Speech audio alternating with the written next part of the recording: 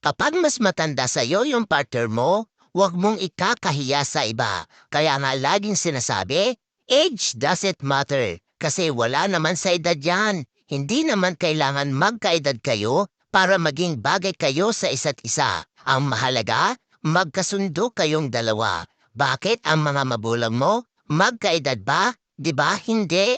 Laging ang iniisip ng karamihan, advantage kapag mas may edad sa'yo yung partner mo. Lalo na kapag tinuturuan ka ng tama. Hindi kanya ililihis ng landas para mapunta sa mali. At syempre, mas maalaga sila kumpara sa iba.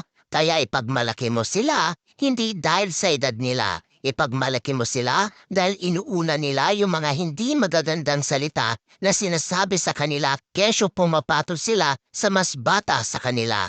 Kaya tandaan mo, age doesn't matter kapag mahal mo ang isang tao. Hindi na mahalaga ang sasabihin ng iba. Ang mahalaga ay tunay niyong mahal ang isa't isa.